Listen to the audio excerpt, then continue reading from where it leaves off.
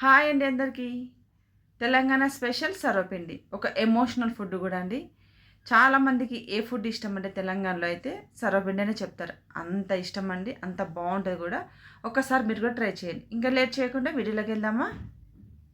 కావాల్సిన పదార్థాలండి: కరివేపాకు, కొత్తిమీర, పచ్చిమిర్చి, సన్నగా తరుక్కున్న ఆనియన్స్. ఒక మిక్సీ జార్ తీసుకొని పచ్చిమిర్చి వేసుకోవాలండి. నేను మొత్తం పచ్చిమిర్చితోనే చేస్తున్నాను, కారం వేయట్లేను. చాలా బాగుంటుంది. మన ఛానల్లో ఇంతకుముందు కూడా చేశాను నేను సర్వపిండి. అదేమో సొరకాయతో చేశాను, కారం వేసానప్పుడు. ఇప్పుడు కారం వేయకుండా ఓన్లీ పచ్చిమిర్చితోనే చేస్తున్నాను. చాలా బాగుంటుందండి. ఇలా పచ్చిమిర్చి అన్నీ తీసుకున్నాక వెల్లుల్లి రెబ్బలు తీసుకున్నానండి. ఒక 20 తీసుకున్నాను. తర్వాత 1 టేబుల్ స్పూన్ సాల్ట్ తీసుకున్నాను. 2 టేబుల్ స్పూన్ జీలకర్ర తీసుకున్నానండి. 1/2 టేబుల్ స్పూన్ పసుపు తీసుకున్నాను. మిక్సీ చేసుకోవాలండి, మెత్తగా చేసుకోవాలి. చూడండి, ఈ విధంగా చేసుకుంటే సరిపోద్ది. కచ్చాపచ్చాగా అయినా బాగానే ఉంటుంది. తర్వాత నేనైతే ఒక బేషన్లోకి 1 కేజీ బియ్యం పిండి తీసుకున్నానండి, మిల్లుకు పట్టించిందే.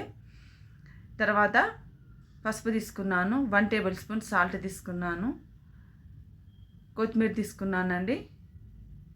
తర్వాత కరివేపాకు తీసుకోవాలి. కొంచెం సన్నగా కట్ చేసుకుని వేసుకుంటే చాలా బాగుంటుందండి. తర్వాత ఒక 2 అవర్స్ నానబెట్టానండి శనగపప్పును. మనకు నానితేనే బాగుంటుంది శనగపప్పు. చూడండి, మనకు ఇలా ఒక 2 గుప్పెడు అంత వేసుకున్నాను. ఎంత కావాలంటే అది వేసుకోవచ్చు. నువ్వులు కూడా వేసుకోవచ్చు అండి. నేను నువ్వులు ఏం వేయట్లేను, పల్లీలు వేసుకున్నాను. ఇక్కడ కొలతలని ఏం లేదండి, మనకు ఎంత కావాలంటే అంత వేసుకోవచ్చు. తర్వాత ఉల్లిపాయలు వేసుకోవాలి.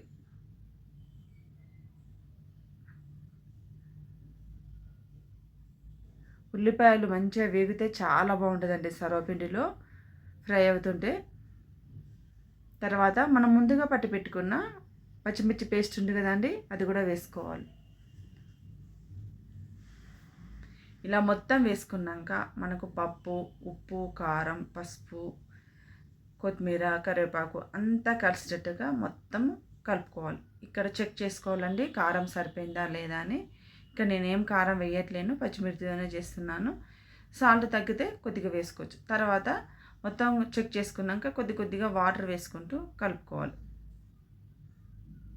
ఇలా మొత్తం కలిపేసుకోవాలండి. నేనైతే కొంచెం ఎక్కువ క్వాంటిటీతోనే చేస్తున్నాను.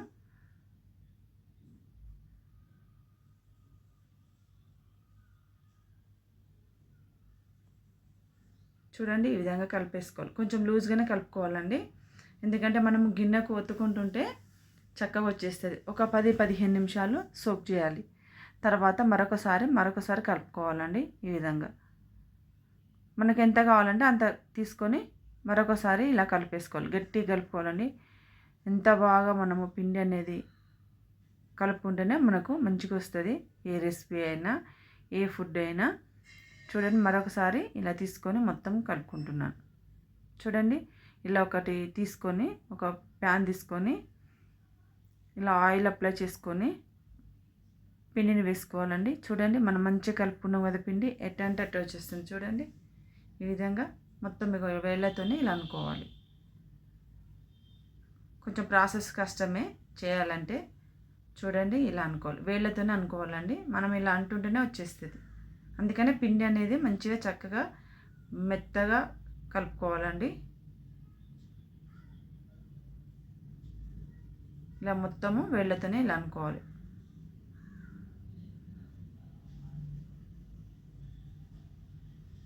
ఇలా అనుకున్నాక మధ్యలో హోల్స్ పెట్టాలండి. హోల్స్ ఎందుకు పెడతామంటే మనము ఈ ఫుడ్ను డీప్ ఫ్రై చేయట్లేము కదండి, అందుకని హోల్స్ పెట్టడం వల్ల చక్కగా కుక్ అవుతుంది. ఎయిర్ గ్యాప్ ఉండడం వల్ల మనం ఆయిల్ వేసుకోవాలి, ఇలా మొత్తం వేసుకోవాలండి. అందుకని హోల్స్ ఖచ్చితంగా పెట్టుకుంటారు సర్వపిండిలో. తర్వాత నెక్స్ట్ అండి, మరొక ప్యాన్లో కూడా సేమ్ అండి, ఇలా అనుకొని ఒత్తేసుకొని ఇలా హోల్స్ పెట్టుకొని ఆయిల్ వేసుకోవాలి.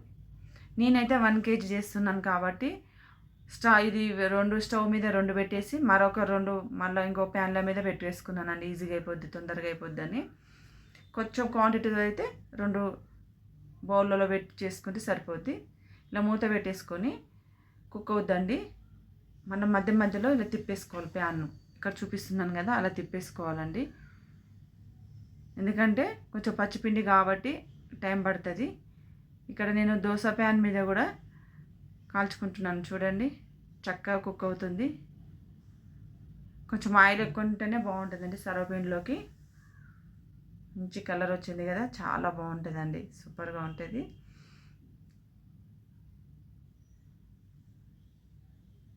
మరొకసారి తిప్పేసుకుంటే సరిపోద్ది.